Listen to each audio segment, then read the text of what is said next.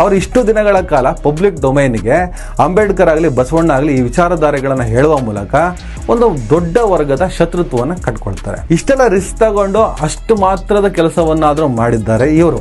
ಅವ್ರನ್ನ ಈಸಿಯಾಗಿ ಕೆಂಡ ತುಳಿದ್ರು ಅಂತ ಹೇಳ್ಬಿಟ್ಟು ಆ ಒಂದು ಘಟನೆಗೆ ಇದನ್ನ ಮಿಕ್ಸ್ ಮಾಡಿಬಿಟ್ಟು ಕಂಪ್ಲೀಟ್ ಆಗಿ ಅವರನ್ನು ದೂರ ಇಡಿ ಅಂತ ಹೇಳ್ಬಿಟ್ಟು ಸಂದೇಶವನ್ನು ಸಾರುವಂತಹ ಮೂರ್ಖತನದ ಪ್ರಯತ್ನವನ್ನ ಅನೇಕರು ಮಾಡ್ತಾ ಇದ್ದೀರಿ.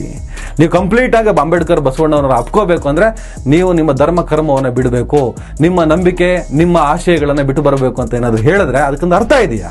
ಈಗ ಮುಸಲ್ಮಾನ ಅಂಬೇಡ್ಕರ್ ಬಗ್ಗೆ ಮಾತಾಡಬೇಕಂದ್ರೆ ನಮಾಜೆ ಮಾಡಬಾರ್ದು, ಮುಸ್ಲಿಂ ಧರ್ಮವನ್ನೇ ಬಿಟ್ಟು ಬರಬೇಕು ಅಂತ ಹೇಳಿದ್ರೆ ಈ ತರದ ಒಣ ಹಠಗಳಿಂದ ಒಣ ಜಂಬಗಳಿಂದ ನೀವು ಸಾಧಿಸಿದ್ದೆಷ್ಟು?